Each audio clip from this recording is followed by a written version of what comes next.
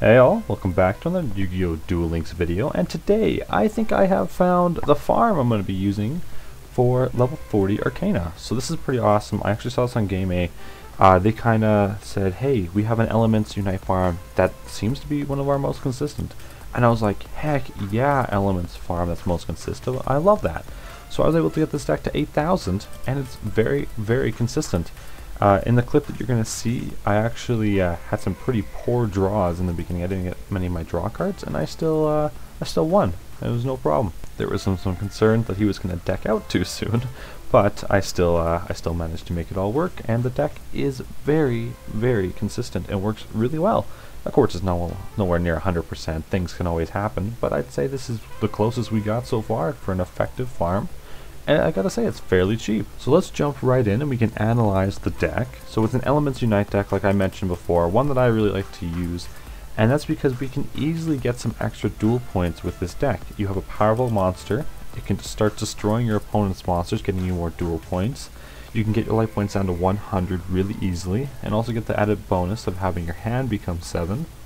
That gives you an extra 1,000 duel points for having your life points at 100, so that's really awesome.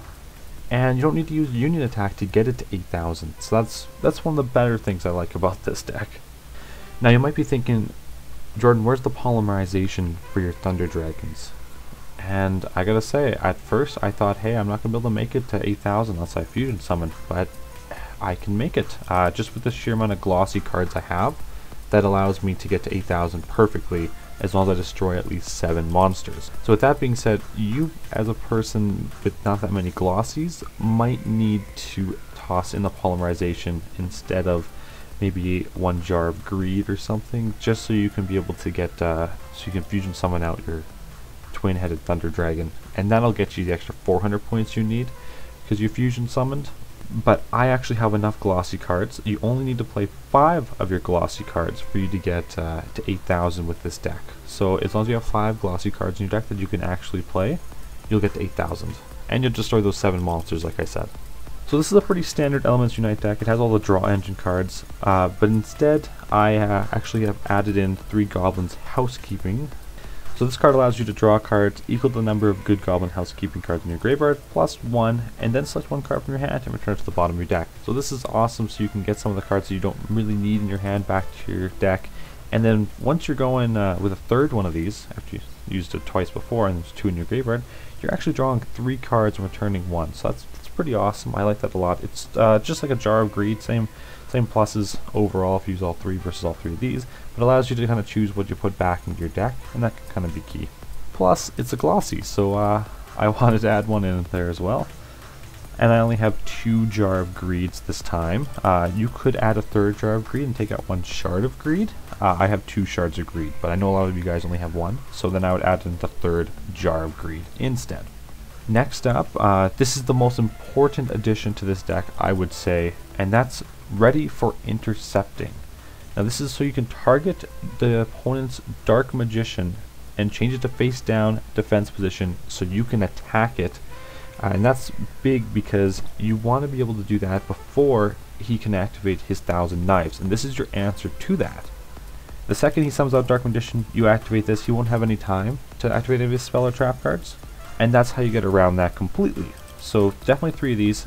So what the purpose of this deck is for you to be destroying your opponent's monsters with your Gate Guardian, taking them out, and then once you have a Ready for Intercepting, you don't have to take them out anymore. I keep a mental track that I have to destroy at least 7, but you can keep waiting and waiting and waiting for when that Dark Magician comes out once you have Ready for Intercepting, because that's when you can a little bit of face down, and the next turn you have to destroy it.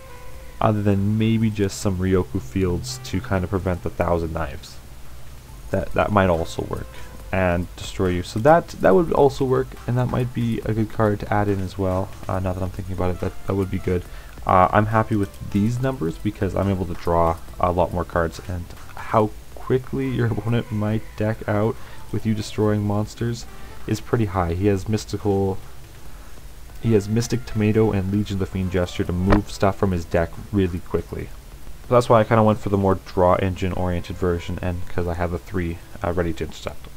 Next up, another method I talked about earlier is you use Goblin Secret Remedy to get your life points to 1100, and plus it's a glossy card.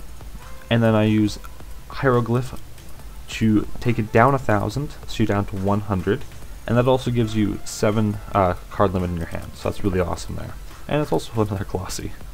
So that's how you get your life points down to 100, and then how you take out your opponent is with your Gate Guardian on the field. In the very last turn, you use Ryoku to cut your Gate Guardian's attack in half and giving it to your Piranha Army. So Piranha Army inflicts double damage when it attacks directly, one of those standard farming mechanics there. But of course that's not enough, that's about 2650, something like that, 2625, something like that. So you need to also Gift of the Martyr it over. So you distribute your Gate Guardian and you send over its entire original attack to your Piranha Army, giving it well over 6,000. So when it attacks, it does well over 10,000 damage. And that's the entire farm. It has worked out twice for me so far, so I'm pretty happy with that. And the clip I got, it was one of the worst situations I've had with the deck, but I still made it work.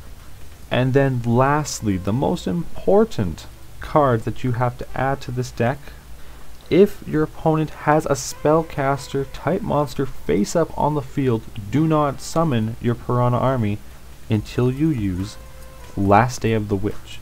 So this is pretty awesome because it's such a common card that everybody should have. Destroy all face-up spellcaster type monsters on the field. You can get rid of all your opponent's monsters so he can't use Dark Renewal. So Dark Renewal is the trap card Arkana has, so that when you summon a monster and he controls a spellcaster type monster, he destroys both of them and special summons a spellcaster type monster back. So he will destroy a monster in your field, and since you have those two key monsters, losing one of them means the farm's unsuccessful. So Last Day of the Witch prevents that. Now you don't need to use Last Day of the Witch. If you have maybe flipped his Dark Magician face down, he has nothing else on the field because obviously he doesn't control a face-up spellcaster type monster for him to use that Dark Renewal trap card.